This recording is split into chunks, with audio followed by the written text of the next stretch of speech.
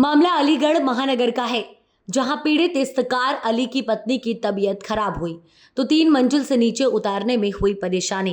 तो इफ्तिकार अली ने की बिल्डर से शिकायत, तो बिल्डर ने रच ली साजिश के तहत बंद करवा दिए जाते हैं कैमरे और कर दिया जाता है लिफ्ट की मांग करने वाले लोगों पर 40-50 लोगों के साथ हमला।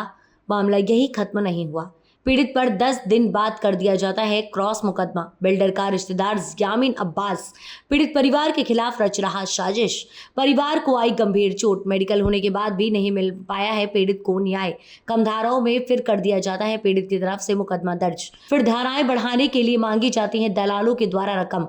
देखिए अलीगढ़ से मनोज शर्मा की खास रिपोर्ट।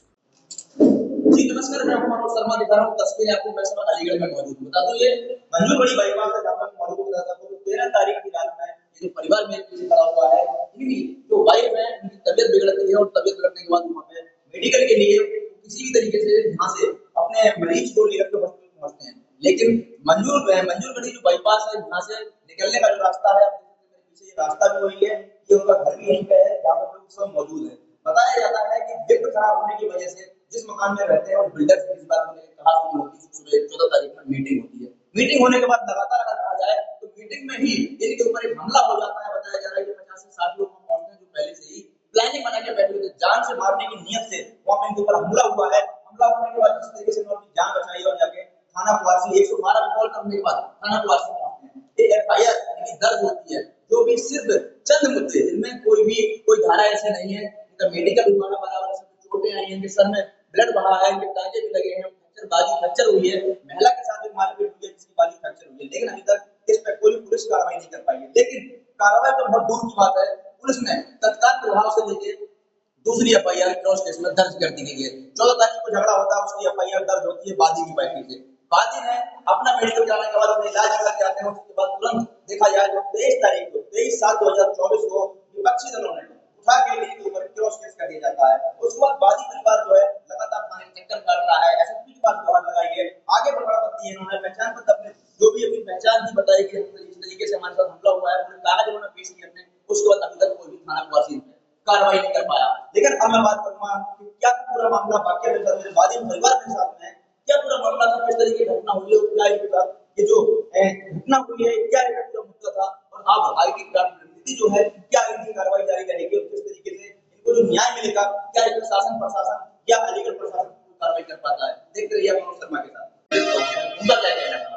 उनका कहना यह है कि जो बिल्डिंग में काम दिखाए थे नक्शा पे, उसके आधार पर कोई काम नहीं हुआ बिल्डिंग में। बिल्डिंग कम से कम 50-60 साल पुरानी है और बिल्डिंग में 50-60 लाख रुपए का काम है, जिसमें लिफ्ट कॉमर्शियल लिफ्ट दिखाई थी।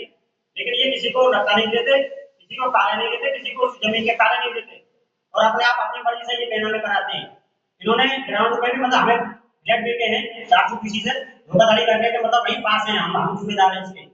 तो उसमें मतलब जो एडीए से सील लगी और जो एक लिफ्ट खराब चल रही थी, जो छोटी लिफ्ट है 4 फुट की, मैंने कहा 10 फुट की इस पर लिफ्ट लगाओ और 10 फुट की लिफ्ट पे लेके वो लोग भड़क गए। उन्होंने कागज फेंक के मारे कि हम कोई नहीं कराएंगे इसमें, और नीचे बेसिस में तेल लगाओ इसमें, और जो भी जनरेटर जो भी चीजें सारा कुछ कराओ। 50-60 लाख रुपए का काम है, सारे पैसा को हड़पे पड़े, उस पैसा से पैसा कमा रहे जमीनों में लगा के, और बिल्डिंग के लोग सारे परेशान है। हमने कहा उनसे भाई कोई आदमी मर जाएगा तो उसे तो परेशान उतार लाएंगे, अगर कोई लेडीज मर गई तो उसे कौन उतार के लाएगा। लिफ्ट की कैपेसिटी कितनी है? लिफ्ट तो 4 लोगों की है, जो 4 फुट की है, वो सर 4 फुट की लिफ्ट है और उसमें ऑप्शन भी है लिफ्ट का दूसरा। लेकिन वो लोग अपनी दबे की बन पे सबको डराते धमकाते मारने की धमकी देते। और इसमें जब हमारी लड़ाई हुई थी तो थाना कुआरसी में हम गए थे, तो एक सादा भाई है हमारे बिल्डिंग में, तो उनको इसके जो बिल्डर है इसका भाई है उबैद, उसने उनको धमकी दिया थाने में जाके कि तुम सारे ऐसी बैठोगे, सब ऐसे ही मारोगे, तुम बिल्डिंग करोगे, तुम्हें ऐसे ही मारेंगे हम। सारा मामला ये है, कोई होश नहीं था। बरगढ़ छोड़ के जब गए उसके बाद हम जब ऊपर पहुंचे हैं बिल्डिंग में, फिर बेच के आएंगे, फिर हमें मारा है। उसके बाद एक जो है एक भाग्य के हैं जिनका नाम खान मोहम्मद है, एक पंपी है और एक राजन है, ये तीनों ऊपर चढ़े हैं। इन्होंने देख के हमें और नबुहान देख के ये हमें उतार कर लाए। इन्होंने वहां उनसे कुछ कहा भी है। उसके बाद 112 नंबर की कॉल लगी तो 112 नंबर की पुलिस आई है। उसके बाद हम थाना को आके पुलिस ले गए। सारा बिट्टू उजर रहमान, उसने पूरी षड्यंत्र रचा है। उसी के नंबर से सारी कॉल जिस भी बदमाश पे गुंडे पे गई है उसी ने इकट्ठा करा है। उसकी सीबीआर निकाली जाए, सीडीआर निकाली जाए। जब आपके ऊपर हमला हुआ है तो आपके परिवार के कितने लोग थे साथ में? 6 लोग थे हम। कौन कौन था उसमें? इफ्तिकार था, शाहिद था, फरमान था, अली था, अरसलान था और वाइफ हमारी बाद में आई थी जिनको हाथ में डंडा मारा किफायत ने और घूसा लात बजा के गिरा के मारा इन्हें। तो क्या जिस समय हमला हुआ तो क्या विपक्षी पार्टी की तरफ से कोई महिला वहां मौजूद थी? कोई महिला नहीं थी, महिला दूसरी जगह थी, वो पीछे थी महिला, उस टाइम पे वहां नहीं थी, वो बाद में आई थी। अभी तक आपने क्या कार्रवाई करी है इस पे? कार्रवाई करी, हम थाने गए, थाने में हमने एफआईआर कराई, एफआईआर दर्ज हो गई। उन्होंने कराई थी 151 में, 3 हमारी तरफ से लिए, 4 अपनी तरफ से, और वो कैसे भी करके साठ गांठ करके कैसे भी करके उन्होंने करा दी। उसके बाद हमारी कोई सुनवाई नहीं हुई। फिर हमने जो अपने जहाँ भी जो हमने अपनी गुहार लगाई वहां से कोई खबर आई तो फिर उन्होंने पुलिस ने हमसे जो एप्लीकेशन मांगी अपनी, तो इन्होंने एप्लीकेशन दी। एप्लीकेशन पे मतलब जो है अज्ञात नहीं लिखा गया, तो उन्होंने ये इशू बना दिया कि इस पे अज्ञात तो है ही नहीं जी, और आप जाइए। हम चले आए वहां से हम पहुंच गए कलेक्ट्रेट, वहां हमने अपना वो कराया, जमानत कराई हमने। वहां से फिर हम घर आ गए। घर आने के बाद हम जो 20 तारीख में हम एसएसपी ऑफिस पहुंचे। एसएसपी साहब वहां नहीं थे, पीआरओ साहब थे उनके।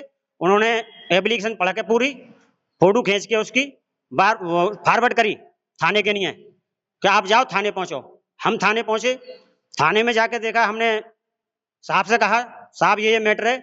साहब बोले हम पे गलती हो गई, हमने दूसरी एफआईआर उनकी ना करी, और आप जो आईजी कहे चले आओ, डीआई कहे चले आओगे यहीं लौट के, ठीक है, और चाहे ना के चले जाओ, चाचा के चले जाओ, फूफी के चले जाओ।